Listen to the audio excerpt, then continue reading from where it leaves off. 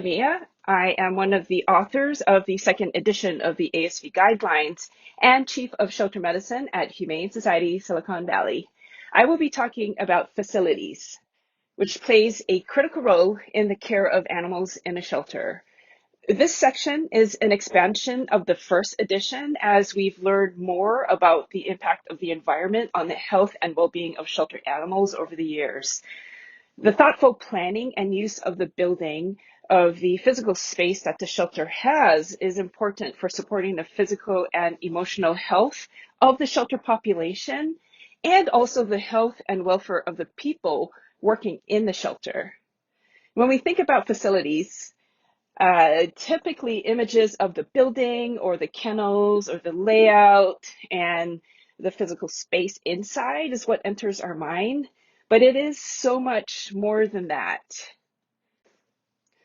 The physical environment of an animal is one of the domains, the second domain that affects the mental state and ultimately the welfare of an animal, so it is not an insignificant consideration. The environment also includes other factors that can affect an animal's other senses. And so this can be how a surface feels to an animal's touch. Is it too cold? Is it too hard or too soft or wet? The ambient temperature around the animal and how comfortable that is. The different smells, light and dark cycles, which can affect circadian rhythm, and all of the different sounds within a shelter. All of these factors, all of these things can affect an animal in both positive and negative ways. Some of the guidelines highlighted in this section include surfaces. They must be able to be fully sanitized and withstand repeated cleanings. Drains must be designed to prevent standing water or cross-contamination. Temperatures must be maintained between 64 and 80 degrees Fahrenheit. But even within these temperature ranges, it's a pretty wide range. You still want to make sure that animals are comfortable. Animal comfort must be monitored and addressed as needed if they get too cold or too hot, because not all animals will have been acclimated or can handle the entire temperature range. Ventilation and air exchange rates must be high enough to ensure adequate air quality throughout the shelter and the primary housing. And there is no number attached to this, and there's no recommended number of exchange rates per hour, for example. And this is because it is highly variable. This can be different shelter to shelter or even within a shelter. And some of the things that can cause this variation are the density of animals. Like how many animals do you have in a specific sized room? It can change seasonally. So there's a lot of things can factor that. And so it's important for a shelter to determine what the right air exchange rates are. Lighting should be adequate for the work being done. And so this is especially important for people who have to work in the shelter. You want to make sure that you have enough light. As much as possible, we want to utilize natural light. But if artificial lights need to be used, it should approximate natural light in intensity and duration as much as possible to support the natural circadian rhythm of the animals. And noise, that must be minimized in housing areas. So don't go banging or clanging, slamming metal cage doors, or turning up the volume of the radio full blast while you're cleaning. That's stressful, both for people and for the animals. And if something is really loud and obnoxious to a person, it's probably going to be just as bad or worse for the animal because they do have much more sensitive hearing. The epidemiologic triad is a model that is used in the epidemiology world to explain infectious disease spread and how the interactions of the three different parts, the animal, the pathogen, and environment, can produce disease in a host. I'm not going to go into a lot of details in this subject, but know that the environment plays a huge key role in the disease potential or the likelihood of an outbreak situation in a shelter. It is a very important component to consider. The point of this slide is to be aware that the animal's environment absolutely has a significant effect on not just the mental and emotional health of the animal, as we talk about in the 5 domains, but also the physical health and the infectious spread of disease within a shelter.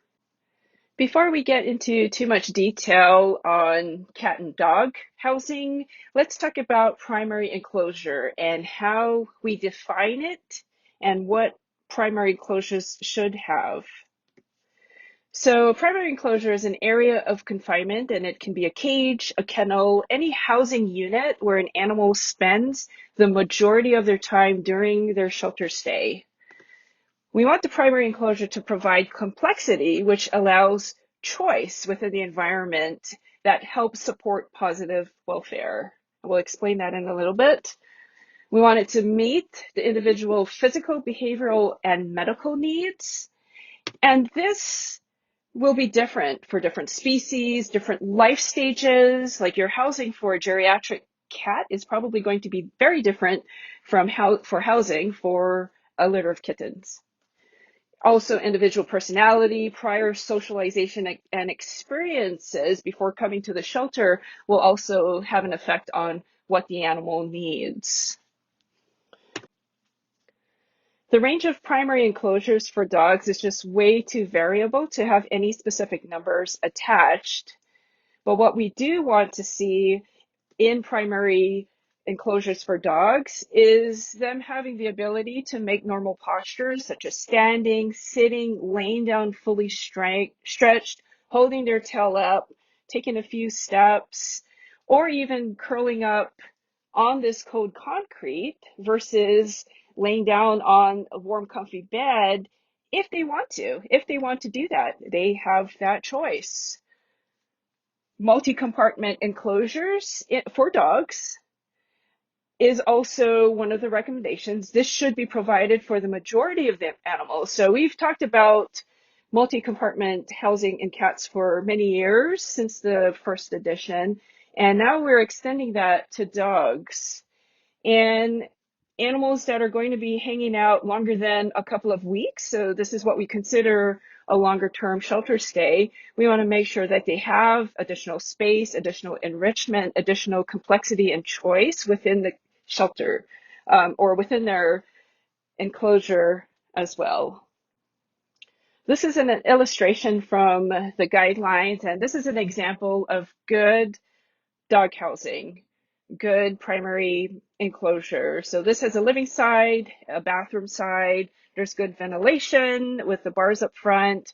There's a partial barrier up front, that's number 2, that allows a dog to hide behind it if they choose. And that's one of the new guidelines in the second edition, is giving them the ability to hide if they want to. So in this particular housing unit, there's a couple of opportunities for the dog to hide. So the guillotine, not extending the entire width of the kennel, gives the opportunity to hide between either side on the opposite side of the enclosure if the dog chooses so. The requirements for cat primary housing is a little different in that we do have specific housing size recommendations. So for adult cats, housing them in anything less than 8 square feet of space, or that's 3/4 of a square meter of floor space, is unacceptable. The ideal is housing them in a space that's more than 11 feet squared or more than 1 square meter of floor space. The multi-compartment enclosures also applies to cats the same way that they apply to dogs, where they should be provided for the majority of the animals in the shelter. For all of you out there who have portalized your cat cages, that absolutely counts as these multi-compartment enclosures. So keep that up. That's super cool. And housing, again, if they're going to be sticking around for the long term, then again, that's more than 2 weeks. You want to make sure that they have more enrichment, more space, more choices. And if your shelter is housing animals in isolation because of infectious disease, those are also considered primary housing units. And so the same requirements apply there. And if you have multiple species of animals being treated, they should not be kept together. And if you have different types of infectious diseases that you are treating, those animals should not be housed together either. So, for example, you do not want to house a puppy that is positive for parvovirus with a kitten that is positive for ringworm or panleukopenia. Here is an example of good feline primary housing. So you see your double compartment with your living room side and your bathroom side separated by a portal. The cat has a choice of being on an elevated bed or behind a towel, and they are able to move about, walk around, hold their tail up if they want to. And so this is what you want to see for your shelter cats. We have some new guidelines in the facility section that involve co-housing, so I'll just quickly go through them. The first one is no more than 6 cats should be co-housed in a primary enclosure. And for dogs, the number is 2 to 4 adult dogs. Random co-housing of animals in shelters is unacceptable. So definitely want a process for introducing unfamiliar animals. And the last one seems pretty obvious and straightforward, that co-housing animals who fight is unacceptable. There are other unacceptable practices within the facility section, and I'm not going to go through them all, but they are listed here. And you can find them in the second edition of the guidelines and read them at your leisure. Why do we care about housing or the facility? So when you have compromised welfare in the shelter, you're going to end up with more animals with infectious disease and or behavioral challenges. And this will cause a vicious cycle in your shelter. You're going to have an increase in the length of stay. There's going to be more work for your staff because you have more animals in-house. It's going to increase the cost of care because now we have to pay for medication, behavioral support.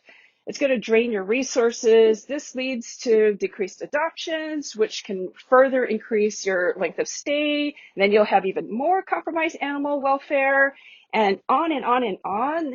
You're just going to work your staff to the ground. And you could potentially have more complaints from the community.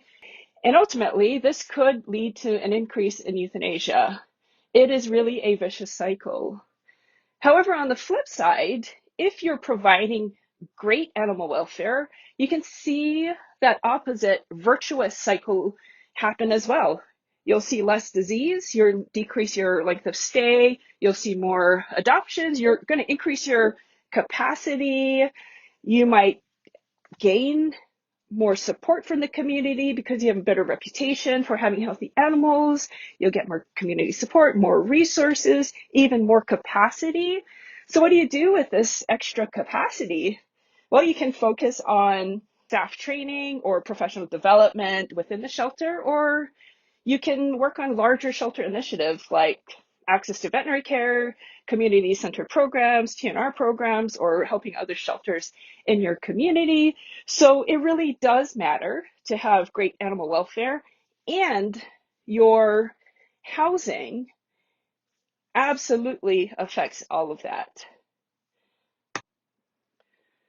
So this quote is probably my favorite passage from the guidelines, and this is actually from the first edition of the guidelines, and it reads, "Poor housing is one of the greatest shortcomings observed in shelters and has a substantially negative impact on both health and well-being. However, well-designed shelter facilities support the well-being of animals and personnel and allow smooth and efficient operations." So we could do this. We could create great welfare for our animals. Thank you for listening. Thanks.